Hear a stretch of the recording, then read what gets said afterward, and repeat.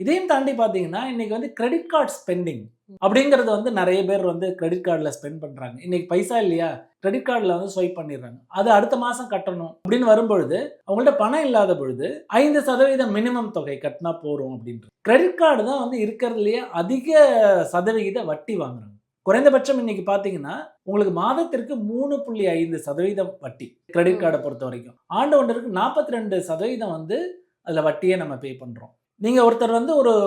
1,00,000 வந்து கிரெடிட் கார்டுல ஸ்வைப் பண்ணிட்டாரு அப்படின்னா, மாதம் ரூ. 5,000 கட்டினா போரும் அப்படிங்கிற மாதிரி கட்டிட்டு வராங்க. இந்த மாதிரி ரூ. 5,000 கட்டுறது வந்து அவங்க அந்த ரூ. 1,00,000 எப்ப முடிப்பாங்கன்னு பார்த்தீங்கன்னா, கிட்டத்தட்ட 6 டூ 6.5 வருஷம் ஆகும். அவங்க பே பண்ண இன்ட்ரெஸ்ட் அப்படிங்கிறதே வந்து 42%. ஸோ அப்படி பார்த்தீங்கன்னா, கிட்டத்தட்ட ஒரு 6, 6.5 வருஷத்துக்கு வந்து அவங்க ரூ. 5,000 வந்து கட்டிட்டு இருக்கணும். ஸோ இந்த கிரெடிட் கார்ட் ஸ்பெண்டிங் அப்படிங்கிறத வந்து அவங்க கரெக்ட்டா வந்து பண்ணல அப்படின்னா, அதுவே வந்து அவங்களுக்கு வந்து உங்களோட கடன் சுமைய ஏத்துமே ஒழிய, அதுலேருந்து வந்து அத மீள்றது அப்படிங்கிறது வந்து ரொம்ப கடினமா இருக்கும்.